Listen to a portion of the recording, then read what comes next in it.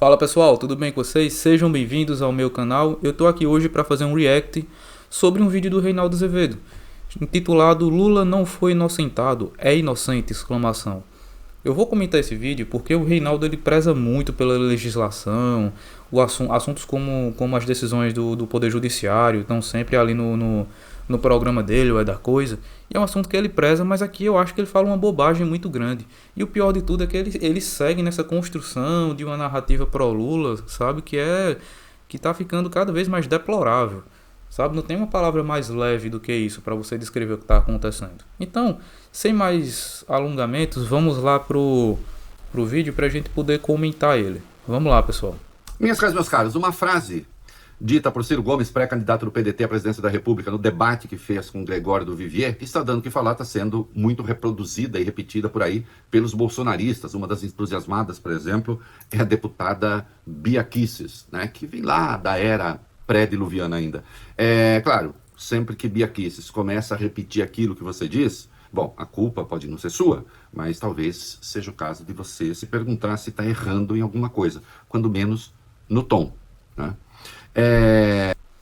Aquela coisa, só um comentário curto aqui.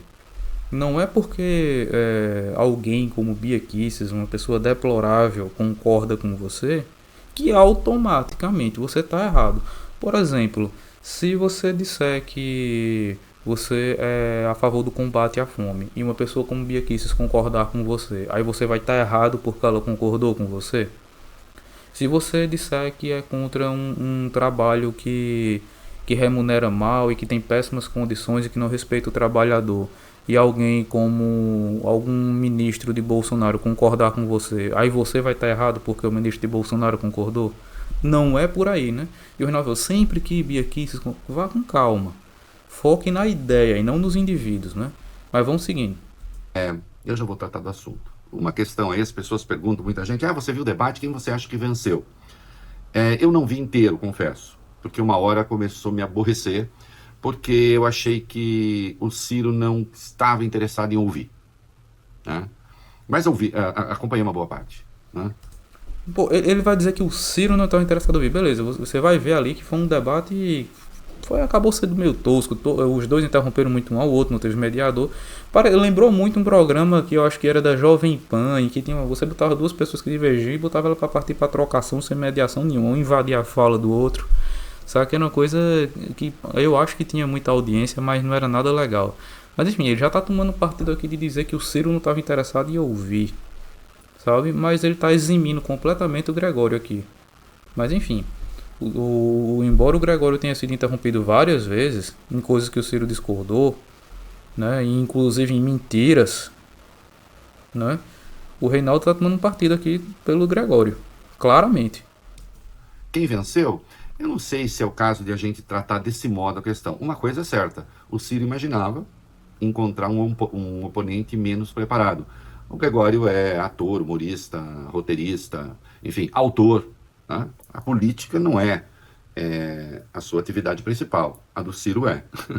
Eu diria que eles ombrearam bem ali, e isso significa então que me parece que o Gregório se deu muito bem. E ao Ciro faltou um tantinho de humor e generosidade também para ouvir o outro. Mas isso é lá com ele. Isso é lá com ele. Eu vou à questão que interessa, que os bolsonaristas estão repetindo por aí. Num dado momento, né, o Ciro chamou o Lula de...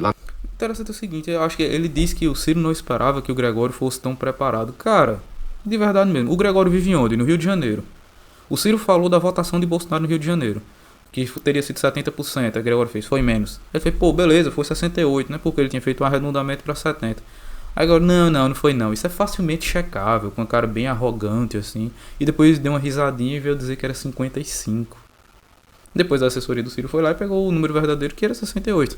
E aí o Reinaldo vem dizer que o Ciro não esperava um Gregório tão preparado.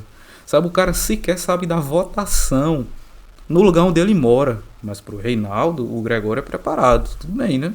Cada um vê o que quer, né? Pelo visto. Pelo visto virou isso, né? Você vê o que você quer ver. Padrão. Aí o Gregório disse o seguinte: não estou fazendo apologia de ninguém. Inclusive, achei injusto chamar Lula de corrupto justamente porque ele foi inocentado. E aí, então, o Ciro, ele sim resolveu lacrar. Eu não vi lacração do Gregório, né? Essa palavra que designa aquele momento em que você abandona o objeto do debate para fazer firula, para jogar para a torcida, né? O cara ele diz: eu confesso que não vi todo. Aí depois ele vem dizer: eu não vi do Gregório tal coisa. Claro, tu nem viu o debate todo. Aí agora tu quer dizer o que aconteceu e o que não aconteceu. Sério, Reinaldo? Você que é tão criterioso para falar das coisas? Para fazer populismo raso. E aí, então, o Ciro resolveu. Ele não foi inocentado, ele não foi inocentado, ele não foi inocentado, é mentira do PT. O Lula teve os processos anulados. Ele volta à presunção de inocência, mas ele não foi inocentado. Desculpa, isso é mentira do PT. De fato, a palavra, do ponto de vista técnico, foi mal empregada por Gregório do Vivier. Porque inocentado é aquele que foi submetido a um julgamento e no curso do julgamento, o julgamento foi então inocentado, foi declarado inocente. De fato, isso não aconteceu. Mas a coisa é muito mais séria do que isso. A coisa é muito mais profunda do que isso. Os processos foram anulados. E o próprio Ciro diz, ele volta à presunção de inocência. Se o Ciro Gomes, que é advogado, o Gregório não é, quem volta à presunção de inocência é, então, inocente. Não. Mas não mesmo, Reinaldo. Mas vamos ver o que é que você vai dizer depois disso. Não, ser inocente, nesse caso, diante da justiça, então, parece ser alguma coisa até mais larga do que ter sido inocentado. Vejam só, por que é que... Rapaz, eu tô muito curioso com o que é que ele vai usar para justificar essa baboseira que ele acabou de falar. o processo foi anulado, os processos foram anulados? Os processos foram anulados porque tinha um vício de origem, que era a incompetência do juiz, reconhecida pelo Supremo, e depois houve também o julgamento da suspeição. Então, não só ele não era o juiz competente para aquela causa, como havia impedimentos de natureza pessoal para julgá-las. Ora, o Lula é inocente, ele não foi inocentado. Nós temos, quando eu digo Lula é inocente, é predicativo do sujeito que chama isso em gramática, Ciro Gomes. Ele não foi inocentado por alguém, não tem voz passiva nessa conversa. Olha no que o Reinaldo está querendo transformar isso. Pessoal, artigo 5º da Constituição diz pra gente o seguinte, que você não deve ser considerado culpado até o fim do trânsito em julgado. O que quer dizer isso? Você está na sua vida, normal, não praticou mal nenhum, você é inocente. Quando você é acusado de algo e abre-se um processo, você se torna réu, você merece o benefício da dúvida. A gente chama isso de presunção de inocência. A lei não pode pesar sobre você de forma alguma como se você fosse culpado. E isso também implica que cabe ao outro lado provar que você é culpado e não a você provar que é inocente. Porque presume-se que você é inocente. É um benefício da dúvida que a gente dá a todos os cidadãos. Mas aí que tá, esse é o benefício da dúvida que a gente tem justamente por você ser um réu. Mas aí, a presunção de inocência não é maior do que o veredito de inocente. Porque o veredito de inocente significa o seguinte, você passou por um processo judicial, houve um veredito e o veredito disse, você é inocente. Ponto. Você sequer pode ser colocado em dúvida quanto à sua inocência. Mas a presunção de inocência já pressupõe que há uma dúvida.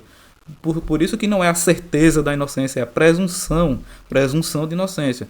A gente não pode dizer que você é culpado, mas existe essa possibilidade. Mas quando há um veredito de inocente, sequer há dúvida de que você seja culpado. Entende? E o Reinaldo que está querendo agora querer usar a gramática, sabe?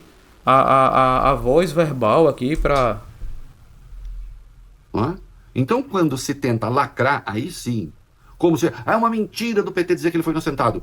Porque é mentira. Tecnicamente é a mesma coisa? Não. Então é uma mentira. Você coloca lá que o Lula ganhou todos os processos, ele não ganhou processo nenhum. Não, ele é inocente diante da justiça.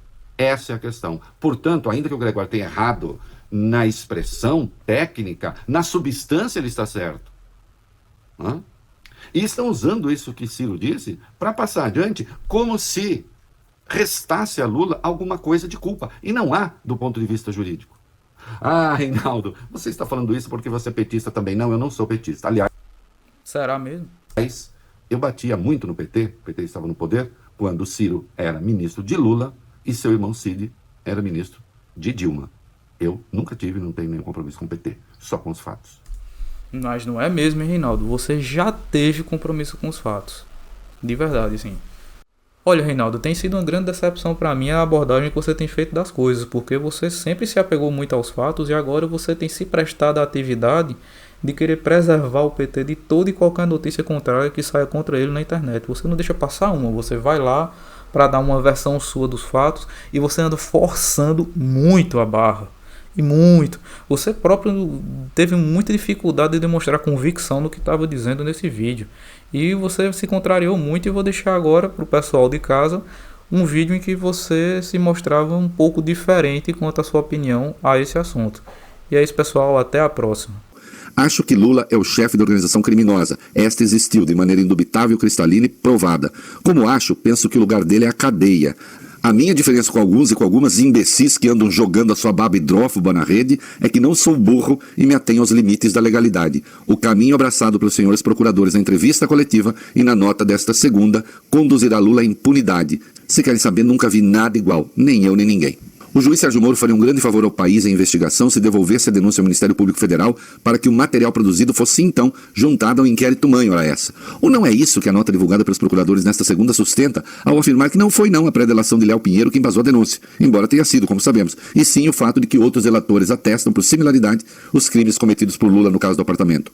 Rodrigo Janot sabe que se fez uma grande burrada. Sérgio Moro sabe que se fez uma grande burrada. Querem mandar Lula para a cadeia como eu acho que ele merece?